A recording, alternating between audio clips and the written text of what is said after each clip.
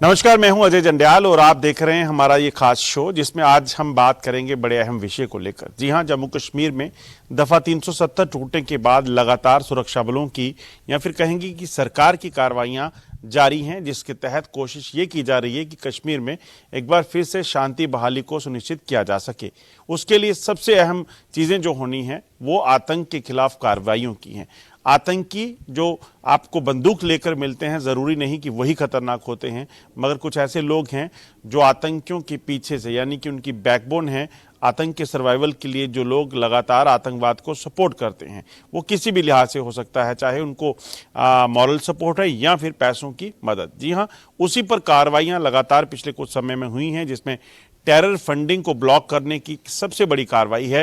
NIA ने कार्रवाई की, जम्मू कश्मीर पुलिस उसमें रही और कई सुरक्षा एजेंसियां इस पे काम कर रही हैं। एक ताज़ा मामला एक और आया है जिसमें बताया जा रहा है कि किस तरीके से हुर्रियत और कुछ ऐसे और लीडर जो हैं वो कश्मीर में थे, जो स्टूडेंट्स को पाकिस्तान या फिर किसी अन्य देश में पढ़ाई के लिए भेजते थे, उनसे पैसा लेते थे और वो पैसा जो है टेरर फंडिंग के काम आता था। और यही टेरर फंडिंग जो है वो टेररिज्म के सर्वाइवल के लिए कश्मीर में मदद कर रही थी, जिसके बाद हमने देखा टारगेट किलिंग हुई, सुरक्षा बलों को निशाना बनाया जाता था।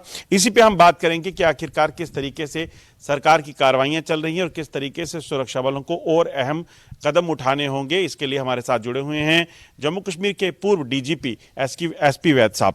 वैद साहब, आपसे जानना चाहूंगा सबसे पहले इसी चीज पर, ये जो हुर्रियत और बाकी लोग जो ये करते थे कि एमबीबीएस करने के लिए पाकिस्तान चले जाते थे लोग, नेपाल चले जाते थे, बाकी और कंट्रीज में जाते थे, ये है क्या? और इसमें अब मैंने सुना है कि जम्मू कश्मीर पुलिस कार्रवाई की मांग कर रही है ऐसे लोगों के खिलाफ जो पैसा लेते थे और सीट्स देते थे इन बच्चों को। देखिए, कश्मीर में कई सालों से चल रहा है कि बच्चों को इनसे ये नॉमिनेट करते थे पाकिस्तान में या अन्य देशों में एमबीबीएस के लिए, बीडीएस के लिए, डेंटल सर्जरी के लिए, इंजीनियरिंग के लिए, डिफरेंट जो प्रोफेशनल कॉलेजेस होते हैं। और उनमें से आपने पीछे ही देखा कुछ तो टेररिस्ट भी बन गए, लेकिन उसकी आड़ में ये काफ़ी पैसा लेते थे और उस पैसे को टेरर फंडिंग में इस्तेमाल किया जाता था, स्टोन पेल्टिंग में इस्तेमाल किया जाता था। बहुत सारे जो टेररिस्ट मारे जाते हैं उनके घर वालों को इमदाद की तौर पर दिया जाता था। तो ये सारा, लेकिन ये भी हकीकत है कि बहुत सारा पैसा इसमें से हुर्रियत के लीडर अपने लिए भी इस्तेमाल करते थे। उन्होंने बहुत सारों ने प्रॉपर्टीज़ भी बनाई और बहुत सारों ने इसमें, अगर आप देखिए उनका हिसाब किताब कोई लेने वाला हो तो काफ़ी at the cost of young people of Kashmir इन्होंने एक धंधा बनाया हुआ था। तो मैं समझता हूँ सांप को नहीं, सांप की माँ को मारना चाहिए। टेररिस्ट से लड़ाई जारी है, वो रहेगी और जब तक उसका अंत नहीं हो जाता। लेकिन ज़रूरी है जो उसकी बैकबोन है, जो उसके पीछे सपोर्ट स्ट्रक्चर है, उस पर प्रहार करना बहुत ज़रूरी है। और पिछले कुछ सालों से टेररिज्म के खिलाफ तो जंग हो रही थी, लेकिन जो सपोर्ट स्ट्रक्चर है उसको पूरी तरह से ध्वंस नहीं किया गया। वो करना बहुत ज़रूरी मैं समझता हूँ, चाहे वो ये टेरर फंडिंग हो, चाहे वो हवाला ट्रांजैक्शंस हो, चाहे आपका ड्रग्स, जो नार्को टेररिज्म है, जो ड्रग्स से पैसा आता है उस पर प्रहार करना हो, चाहे उन लोगों को जो गवर्नमेंट में बैठ के टेररिज्म की मदद करते थे उनको आइडेंटिफाई करके उनको निकालना हो, एनआईए के पैटर्न पे एसआईए बनाना हो। ये सारे कदम उस जो इकोसिस्टम है उसको डिमोलिश करने के लिए किया जा रहा है। और मैं समझता हूँ इसकी बहुत ज़रूरत थी, ताकि टेररिज्म की जड़ें जो हैं, जो आईएसआई ने यहाँ फैलाई हैं, उसको पूरी तरह से काटा जाए। और जहाँ तक टेररिज्म से ताल्लुक़ है उससे उसके हर पहलू से लड़ाई करना बहुत ज़रूरी है। और ये जो एमबीबीएस स्कैम है, इसमें एनआईए और इन्वेस्टिगेटिंग एजेंसीज को तह तक जाना चाहिए कि कौन लोग इसको ये सीटें देते थे कश्मीर के बच्चों को, उनको उनसे पैसे लेते थे, कितना पैसा लिया, कितनी सीटें उन्होंने बेची और वो पैसा इन्होंने कहाँ इस्तेमाल किया, उनको अरेस्ट करके उनका पूरा हिसाब लेना चाहिए कि कहाँ कहाँ खर्च किया और लोगों के सामने भी रखना चाहिए ताकि लोगों को हकीकत पता चले। ये नेटवर्क काम कैसे करता था, क्योंकि आप खुद उस कुर्सी पर बैठ चुके हैं जो जम्मू कश्मीर पुलिस की थी, और खासतौर पे आप बड़े क्लोज उस चीज़ों को मॉनिटर भी करते होंगे। ये है काम कैसे करते थे ये लोग, और कैसे फिर पैसा पाकिस्तान से या बाकी कंट्री से यहाँ पहुँचता था? देखिए, जब पाकिस्तान डे मनाया जाता है, हमारे जो दिल्ली में पाकिस्तान एम्बेसी है उसमें आपको मालूम है हुर्रियत लीडर वहाँ जाते थे, वहाँ आईएसआई का आदमी भी होता है, वहाँ ये सारी चीज़ें तय होती हैं। आप जहाँ वहाँ वो खुद इनको पैसा भी देते हैं और ये सारी चीज़ें तय होती हैं कि बाकी पैसा आपको इस तरह से रेज करना पड़ेगा और आप ये करेंगे, आपको हम इसके बिना पर आपको सीटें। इस तरह कौन सी यूनिवर्सिटी देगी मुझे? किसी हमारे यहाँ इंडिया में यूनिवर्सिटीज़ हैं, कोई दूसरा आदमी किसी और मुल्क से या पाकिस्तान से कोई लिख के भेजे, उसकी रिकमेंडेशन पे तो नहीं कोई भी यूनिवर्सिटी देगी। ये एक स्टेट पॉलिसी है वहाँ की, जिसको पूरी आईएसआई चलाती है। वहाँ कह रहे हैं कि मतलब पाकिस्तान डे पे वहाँ जम्मू कश्मीर के लिए खास सीटें दी जाती थी। उनको बताया जाता था कि आप इस तरह से पैसा रेज करेंगे, आपको इतनी सीटें आप ला सकते हैं, हम आपको दिलाएंगे और वो पैसा आप इस्तेमाल करें, ये भी पैसा लीजिए और हम बाकी का पैसा आप ऐसे रेज करेंगे। तो इस तरह से डीप स्टेट ये सारा टेरर नेटवर्क चलाती है। और ये कश्मीर में बहुत सारे लोग जानते हैं, सिर्फ ये है कि कुछ लोग बोलते नहीं हैं, लेकिन सबको मालूम है कि किसकी चिट्ठी लेके जाना है तो आपको सीट मिलेगी। और ये बाद में जब पैसा यहाँ पहुँचता है पाकिस्तान से, मतलब स्टूडेंट जो फीस देते थे वो फीस जो है यहीं पर रहती थी, फिर वो इस्तेमाल होती थी उसका। जैसे फॉर एग्जांपल मैं हाइपोथेटिकली कह रहा हूँ, एग्जैक्ट अमाउंट मुझे नहीं मालूम। आप हुर्रियत के लीडर हैं और मैं आईएसआई का बंदा हूँ पाकिस्तान एम्बेसी। मैंने कहा आपको 5 सीटें देते हैं, आप 5 लड़के भेजिए या 10 लड़के भेजिए। तो मैं उसके लिए आप 25 लाख 50 लाख जो भी अमाउंट आप फिक्स करते हैं वो लेते हैं, वो इंटू 5 या 10 जो भी सीटें आपको मिली, वो कितना पैसा बन गया, करोड़ों में बन गया, वो पैसा आप इस्तेमाल करेंगे इस काम के लिए। तो इसमें ना हवाला का चक्कर है, ना कोई दूसरी चीज़ का इशू है। आपका यहीं का पैसा यहीं पर मिल गया और आपको आपकी वो टेरर फैक्ट्री चल रही है। तो ये देखिए इनोवेटिव तरीका निकाला है कि आपको ना पाकिस्तान से पैसा भेजना है, ना आपको कोई हवाला ट्रांजैक्शन की जरूरत करनी, ना कोई बैंक की ट्रांजैक्शन, आपको कश्मीर का ही लोगों का पैसा कश्मीर को ही बर्बाद करने के लिए, टेररिज्म के लिए इस्तेमाल होगा। तो बहुत अच्छी स्ट्रेटजी है, मैं समझता हूं उनको 10 में से 10 नंबर दूंगा। कितना अच्छा तरीका निकाला है। तो इस बात को, इस पे शिकंजा कसना चाहिए और वहां से जो लड़के एमबीबीएस करके आते हैं या दूसरे, उनको रिकग्निशन नहीं होनी चाहिए इंडिया में फिर, बिकॉज वो अपनी काबिलियत के आधार पर नहीं जा रहे, वो पैसा दे के जा रहे हैं और टेररिज्म चलाने के लिए जा रहे हैं। ऐसे जो लोग बाहर जाते हैं, बाहर की कंट्रीज में, और स्पेशली पाकिस्तान या उसके जो एसोसिएट कंट्रीज हैं पाकिस्तान की, वहां जाते हैं, उनमें कई टेररिस्ट भी बन सकते होंगे और बनते होंगे। बने बहुत सारे, आपके पास रिकॉर्ड है। बहुत सारे बच्चे वहाँ गए डॉक्टर बनने के लिए और वहाँ उनके आड़ में उनकी इन्फ्लुएंस में आ गए और बाद में सब छोड़ के टेररिस्ट बने। बहुत सारे उनके नाम आपको मिल जाएंगे हमारे जो इंटेलिजेंस एजेंसी हैं कि कौन कौन गए और कौन कौन टेररिस्ट बन के आ गए।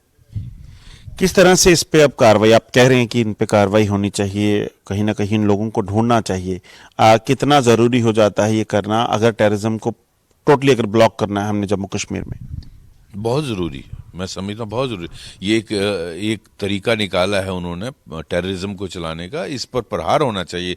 पहले तो बच्चों को डिस्करेज किया जाए। अल्टीमेटली विक्टिम कौन है? कश्मीर का बच्चा जो पैसे भी देता है और बर्बाद भी होता है। तो एक तो डिस्करेज करना चाहिए इसको। डिस्करेज करने के लिए ज़रूरी है कि उसको मान्यता नहीं दी जाए, उसको रिकग्नाइज नहीं किया जाए। जब आप रिकग्नाइज नहीं करेंगे तो कोई भी बच्चा नहीं जाएगा पैसे देके। एक चीज और जानना चाहूंगा, ये तो वो चीजें हैं जो अब सामने आ रही हैं, लगता है ऐसे ही, क्योंकि आप खुद डीजीपी रहे हैं, लगता है ऐसे कई और चीजें हैं जिसके जरिए पैसा टेररिज्म के लिए जम्मू कश्मीर आता है, चाहे वो टूरिज्म के नाम पे हो, चाहे वो और कोई जरिए हों बिजनेस के नाम। देखिए, बहुत सारी चैनल्स तो आइडेंटिफाई हुई, जैसे एक ये है एमबीबीएस या दूसरे मेडिकल प्रोफेशनल सीट्स, इसका पैसा। दूसरा जो ट्रेड चलता था उसमें जो अंडर वैल्यू की जाती हैं चीज़ें, उसकी जगह जो पैसा आता है वो भी यहाँ डाइवर्ट होता था। तीसरा, जो ड्रग्स आती थी उससे जो पैसा रेज किया जाता है उस पैसे से टेररिज्म चलाया जाता है। इस तरह की बहुत सारी फेक करेंसी, तो ये सारे जो नोन है, इस तरह हवाला से ट्रांजैक्शन से कितने करोड़ों आता है उसका तो हिसाब किताब नहीं है। तो ये सारी चीजें मिलकर एक पैसा पंप किया जाता है और उस सारे से कश्मीर की टेररिज्म की इकोनॉमी चलती है। एक और चीज जानना चाहूंगा, अब एक बहुत बड़ा चैलेंज जो है वो सिक्योरिटी एजेंसीज के लिए वो टारगेट किलिंग बनता जा रहा है, क्योंकि पिछले कुछ दिनों में देखें हम तो सिविलियंस और सिक्योरिटी फोर्सेस, खासतौर पे जम्मू कश्मीर पुलिस के जवानों को टारगेट किया जा रहा है। इसे आप कैसे देखते हैं और क्या करने की जरूरत है? देखिए, एक बात तो मैं बड़ी क्लियर कर देना चाहता हूं कि कश्मीर में इन जो आप जम्मू कश्मीर पुलिस के कल तौसीफ एक कांस्टेबल को 28 साल के बच्चे को मार दिया, आप अपने आका के कहने पे जो पार बैठा हुआ है, एक माँ की गोद आपने उसकी गोद से बच्चा छीन लिया, एक बाप का सहारा छीन लिया, एक बहन का भाई छीन लिया, आप इससे कुछ अचीव नहीं कर सकते। जम्मू कश्मीर पुलिस 30 सालों में बहुत कुर्बानियां दे चुकी है और इससे हमारा हौसला पस्त होने वाला नहीं है और जम्मू कश्मीर पुलिस और मजबूती से टेररिज्म से लड़ेगी। हाँ, एक बात कश्मीर के बच्चों को बड़े अच्छे से समझ लेनी चाहिए, जो मैं बार बार कहता हूं, पाकिस्तान की डीप स्टेट, पाकिस्तान, मेरा कहने का मतलब नहीं है कि पाकिस्तान का आम आदमी, वहां की डीप स्टेट ये सारा टेररिज्म, ये जो प्रॉक्सी वार, ये जो कोवर्ड वार चला रही है, ये बांग्लादेश का बदला लेने के लिए इंडिया को ब्लीड बाय 1000 कट्स, वो पॉलिसी उनकी है, ये वो चलाते हैं। और अनफॉर्चुनेटली ये सारा कुछ भारत को बर्बाद करने के लिए, लेकिन इसकी जो बैटल ग्राउंड है वो कश्मीर बन गई है और उसी का नतीजा है कि पिछले 30 सालों में कोई घर नहीं बचा जहां बर्बादी नहीं हुई, कोई मर गया, कोई जख्मी हो गया, कोई बर्बादी, हर घर बर्बाद हुआ। तो ये बच्चों को बड़े ध्यान से सुनना चाहिए और समझना चाहिए कि आप एक पान हो उनके हाथ में, आप कोई जिहाद नहीं है ये किसी 28 साल के बच्चे को किसी माँ की गोद सूनी करके आप कोई जिहाद, कोई जन्नत नहीं आपको मिलने वाली ये। और इससे कोई जम्मू कश्मीर पुलिस में कोई फर्क पड़ने वाला नहीं है। हमारा जो रिजॉल्व है, जो हमारी कन्विक्शन है लड़ने की, और मजबूत होगी। लेकिन आप थोड़ा अंदर झांक के जरा उसको अच्छी तरह आप वो करिए, एक चिंतन करिए कि आप क्या कर रहे हैं। अल्टीमेटली कश्मीर को ही लहूलुहान कर रहा है, वहीं के लोग इस्तेमाल किया जा रहा है। कश्मीर का बच्चा अपने भाई को मार रहा है, कश्मीर का एक भाई को दूसरे भाई से लड़ाया जा रहा है, और जो जनरल्स बैठे हैं, जो जनरल्स बैठे हैं पार, जो ये सारा कुछ चला रहे हैं, जो आईएसआई और पाकिस्तान आर्मी के हैं, वो अपनी रोटियां सेक रहे हैं। उनकी अपनी उन कश्मीर का मुद्दा है तो उनकी हैसियत है। लेकिन आप unfortunately you are becoming pawn in their hand, और आपको लहू लुहान करे जा रहे हैं। तो ये बात उनको बड़े ध्यान से सुननी चाहिए और समझनी चाहिए। करना क्या होगा, क्योंकि आपका एक अलग एक्सपीरियंस है जम्मू कश्मीर में, करना क्या होगा सिविलियन किलिंग और टारगेट किलिंग को रोकने के लिए? देखिए, एक तो ये जो इन्होंने ग्रुप्स बनाए हैं छोटे छोटे, और उनको हथियार छोटे दिए हैं और ये टारगेट किलिंग करने के लिए, इसका इमीडिएट सोल्यूशन है इनको आइडेंटिफाई करना, और वो लोगों की मदद से हो सकता है, क्योंकि ये सोसाइटी के अंदर है।